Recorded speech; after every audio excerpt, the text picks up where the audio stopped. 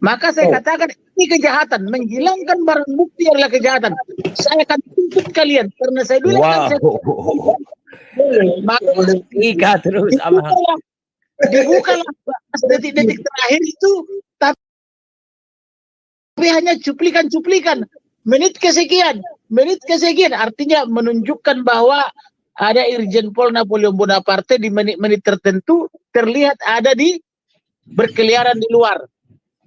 Bahkan Irjen Napoleon Bonaparte ini seolah-olah dia membantah bahwa dia tidak pegang handphone di rutan. Padahal tertangkap kamera dia, jangankan di rutan, waktu dia menghadiri sidang MKC aja dia bebas pakai handphone selama dia di dalam tahanan di pengadilan itu kan begitu. Tetapi dia menanyakan seolah-olah MKC ini penglihatannya kurang bagus sehingga dia tidak bisa membedakan lagi pegang handphone apa tidak, sehingga MKC mengatakan saya masih bisa membedakan mana handphone mana singkong kan begitu juga bahas seperti. Jadi yang mau saya katakan adalah negara kita ini terus terang aja suka atau tidak suka mendengarnya, dalam tanda petik ya, ini negara terkutuk ini karena banyak kemunafikan, tidak jujur pejabat-pejabatnya. Mereka bersumpah-sumpah menyebut Pancasila, hormat bendera.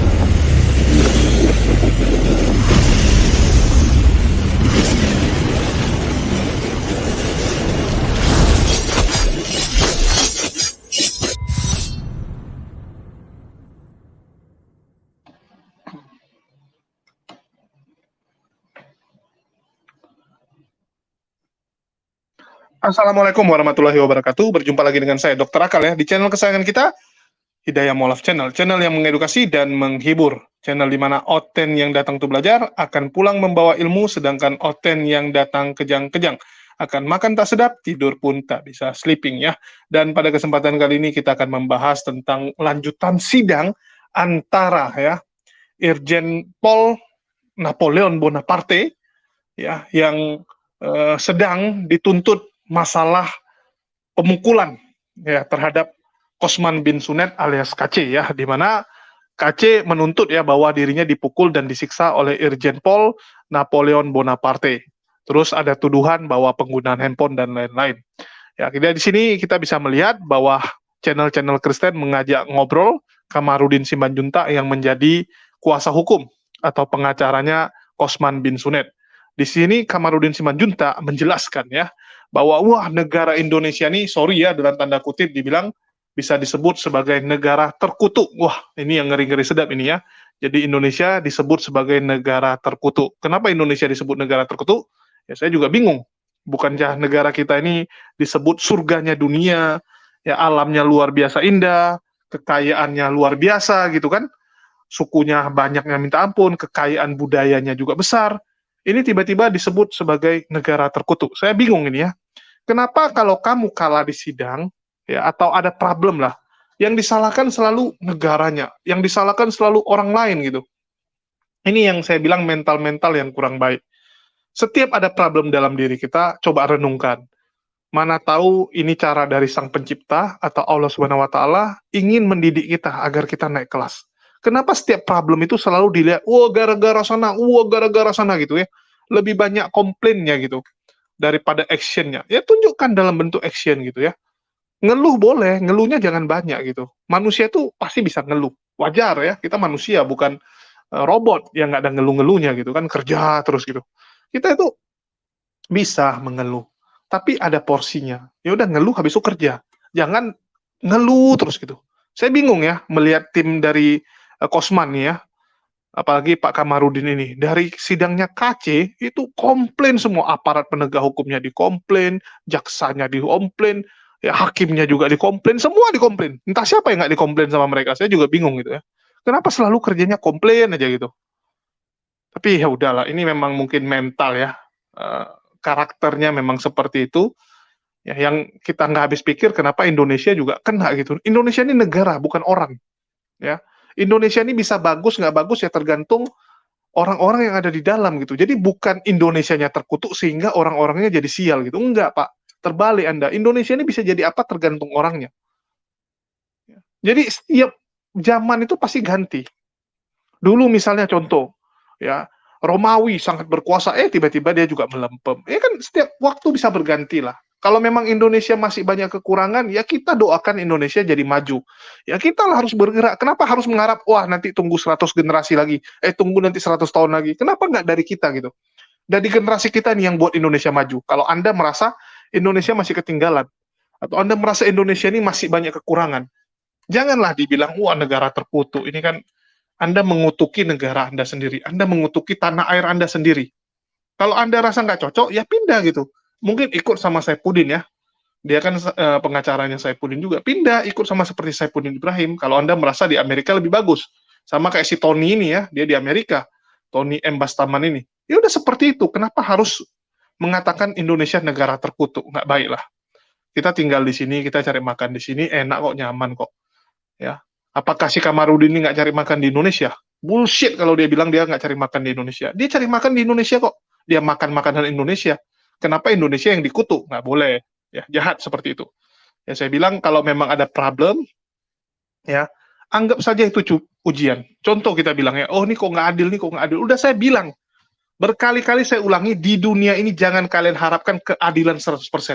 Banyak juga yang WA saya, Bang, itu Saifuddin kok nggak ditangkap ya? Parah kali pemerintah kita gini-gini. Saya bilang jangan mengeluh seperti itu.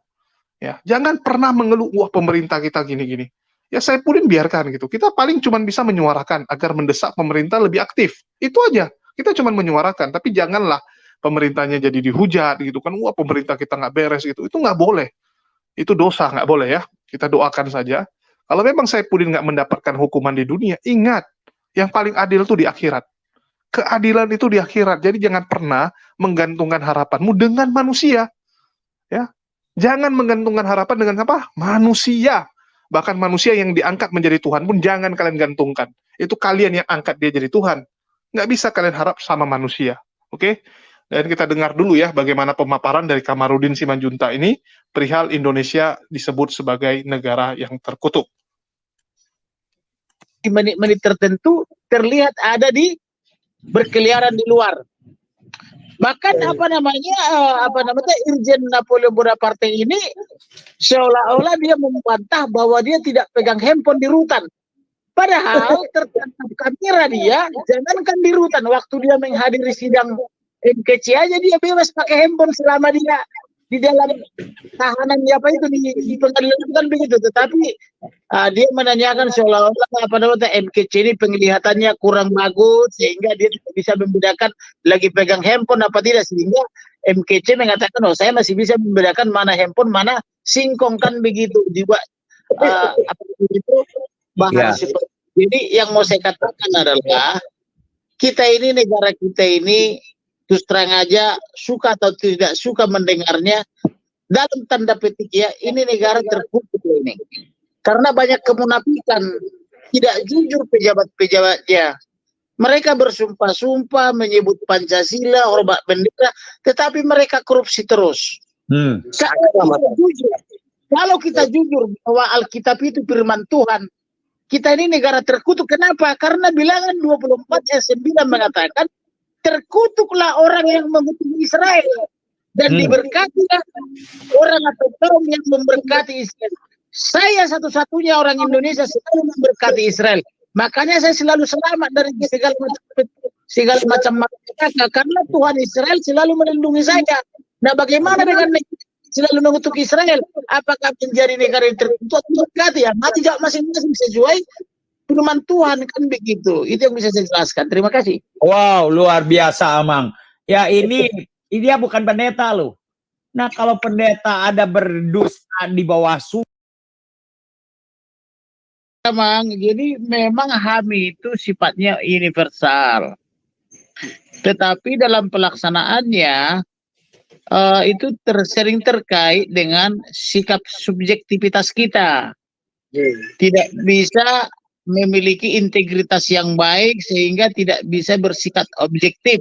Jadi kalau sudah diperhadapkan dengan masalah keagamaan dan atau kepercayaan, HAM itu menjadi tertinggal. Sebagai contoh, kami itu ada melakukan perjanjian dengan LPSK. Di dalam perjanjian itu LPSK akan melindungi MKC, khususnya di pasal 2B. Untuk mendapatkan perlindungan dan atau perjanjian dari LPSK ini, kami butuh waktu 6 bulan baru ditanggapi dengan serius, yaitu dari September sampai dengan Februari Maret 2022. Tetapi sejak kami tanda tangani perjanjian dengan LPSK ini tidak melakukan kewajibannya. Salah satu contoh, waktu itu saya betul-betul memohon kepada LPSK, tolong dong dibantu supaya Pak Kece jangan trauma, tolong dong disiapkan rumah nyaman buat dia selama dia akan bersaksi untuk dia sebagai korban melawan Irjen Pol Napoleon Bonaparte dan kawan-kawan. Kalau memang negara tak punya uang, saya secara pribadi sebagai penasihat hukumnya bersedia membayar biaya hotelnya atau biaya rumah yang nyaman buat dia. Nah, begitu. Lanjut Bang, lanjut. Begitulah percakapan saya dengan LPSK. Kalau berbicara terhadap saya, LPSK itu tidak berani macam-macam, tetapi dia berbicara kepada junior saya, Febri, mengatakan, oh tidak ada perjanjian untuk melindungi MKC katanya. Lalu Febri mungkin dia kurang teliti membaca, Bang, kata LPSK tidak ada perjanjian untuk melindungi katanya. Maka saya bilang baca butir 2B. Jadi karena bilang kepada Febri tidak ada perjanjian, maka saya tegur pimpinan LPSK ini. Kenapa kau bisa berkata begitu kepada junior saya, kan begitu. Kemudian saya suruh baca perjanjiannya. Dan saya katakan, begitu MKC masuk ke rutan Bareskrim Polri, berarti kamu setuju MKC trauma secara psikologis karena dia masuk ke tempat di mana dia dianiaya, disiksa, dipukuli, dan dipaksa makan peses. Begitu masuk ke situ kamu tidak siapkan rumah nyaman buat dia, maka saat itu juga kamu saya pecat, saya bilang. Benar. Sore itu MKC masuk ke rutan Bareskrim Polri, didatangkan dari Ciamis. Maka malam itu juga saya konsep surat pemecatan LPSK. Dengan ini saya menyatakan putus hubungan perjanjian atau berakhir hubungan perjanjian antara klien saya MKC dengan LPSK. Besoknya mereka datang ke pengadilan. Saya bilang ngapain datang di sini? Lalu dia minta penegasan kepada MKC apakah benar-benar mereka dipecat. Saya katakan benar-benar. Saya undang itu MKC ke satu ruangan dan dikatakan saya tidak butuh Anda lagi. Karena percuma ada perjanjian tapi Anda munafik tidak melaksanakan isi perjanjian. Nah, itulah yang terjadi di Indonesia ini. Walaupun ada HAM itu, tetapi karena penegak HAM-nya atau penegak hukumnya beragama yang berseberangan dengan MKC atau sama dengan pembenci MKC, mereka lupa integritas mereka bahwa mereka adalah penegak hukum atau penegak HAM. Jadi yang mereka utamakan adalah agamanya, kan begitu. Jadi seperti itulah Indonesia ini. Jadi semua mabuk agama atau kesurupan beragama. Tak ada bicara pun dengan Roh Kudus, tapi selalu bawa berbicara dengan Roh Kudus. Tanpa semua kesurupan, kan begitu.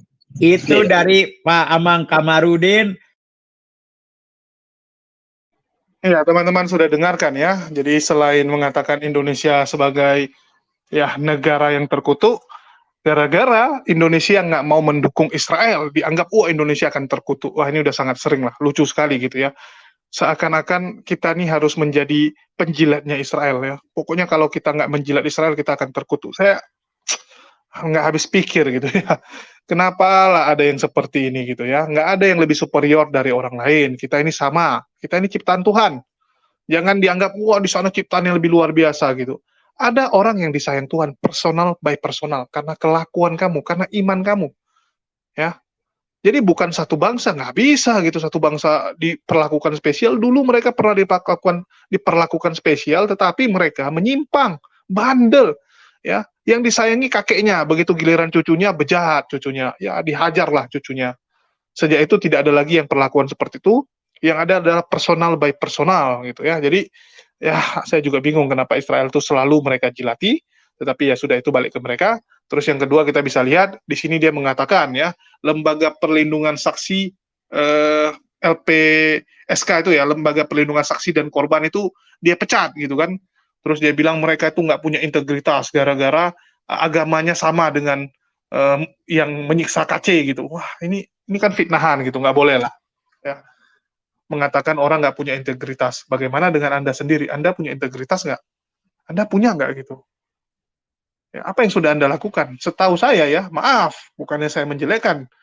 Ya, publik melihat bagaimana kinerja dari tim Kamarudin Simanjuntak beserta stafnya, anggotanya, ya timnya dalam membela si KC. Dan di sini kita bisa lihat kasihan KC sebenarnya. Dari awal saya bilang kasihan KC. Saya nggak melihat ada ya pandangan saya pribadi ini. Saya nggak melihat ada pembelaan yang dilakukan. Yang ada bagaimana kepentingan demi ya sekelompok orang itu yang diutamakan, bukan kepentingan KC. Jadi kepentingan lainnya yang diutamakan, bukan kepentingan KC-nya yang mereka utamakan. Di sini yang kita lihat kasihan KC-nya hanya jadi pion yang dikorbankan nih ya. Dia cuma korban nih. Saya udah bilang dari awal, kalau KC minta tolong sama kami, malah kami tolongin. Dan insya Allah mungkin hukumannya jauh lebih ringan daripada 10 tahun kemarin. Ya, kalau KC-nya mau mendengar kami gitu. Cuman ya sudahlah, lebih dengar yang ginian, terserah gitu. Ya, terus mengatakan LPSK-nya seperti itu, janganlah. Itu kan framing jahat dan juga fitnah. Ya. Toh juga KC nggak kenapa-kenapa, memang KC ada kenapa-kenapa sampai sekarang? Nggak ada kok, cuman tragedi itu sekali gitu kan. Itu pun karena mulut besar KC, kalau saya dengar ya, karena mulut besar KC. Kalau nggak ada apa-apa kok, sampai sekarang udah berapa lama si KC itu di dalam tahanan. Aman kok, tambah gemuk, tambah sehat, ya makan enak, tempat tidurnya nyaman, semua udah nyaman-nyaman kok. Febri juga sekarang udah nyaman, udah bisa ikut sama kamu kan. Berkat kasus ini kan ada juga dia punya hikmah ya, yang bisa diambil. Ya, uang yang masuk lumayan, walaupun di awal-awal mungkin ya ada problem-problem untuk donasinya, tapi terakhir kan udah ke rekening Watma ya. Waktu si Saipudin juga udah di Amerika, nggak ada lagi orang transfer ke rekening Saipudin, orang langsung transfer ke rekening Watma. Dan pundi-pundinya sudah mulai terisi. Apalagi yang mau dikomplainkan gitu? Udah senang kan? Apalagi? Udah terkenal. Kamarudin juga dapat panggung. Ya, walaupun image-nya jadi jelek gitu kan. Karena 10 tahun ya. Tuntutan 10 tahun, vonis 10 tahun, nggak ada pengurangan. Untuk pengacara memang itu dianggap satu ini ya prestasi yang buruk gitu. Karena kan tujuan pengacara itu bagaimana tuntutan itu bisa dibikin vonisnya lebih rendah. Ya, jadi kalau tuntut 10 tahun, kalau bisa vonisnya cuma setahun, 2 tahun. Nah, itu menang banyak dia. Ya, kalau setengah pun semua udah menang. Tetapi ini kan malah sesuai. Artinya, ya kita tahu sendirilah bagaimana gambarannya. Tapi di sini janganlah mengatakan Indonesia beginilah. Ini lucu gitu. Kayak anak-anak kalau saya bilang ya. Begitu nggak sesuai dengan keinginan kamu salahkan semua. Coba nanti kalau kaki itu kemarin dibebaskan, wah luar biasa gitu kan. Nggak negara juga yang dipuji. Saya berani jamin kalau kemarin ya, misalnya KC hukumannya cuma 3 bulan atau cuma 1 tahun. Mereka juga nggak akan puji, wah negara ini adil, Indonesia negara yang hebat, pemerintahnya hebat, hakimnya luar biasa. Nggak dipuji hakimnya. Ya.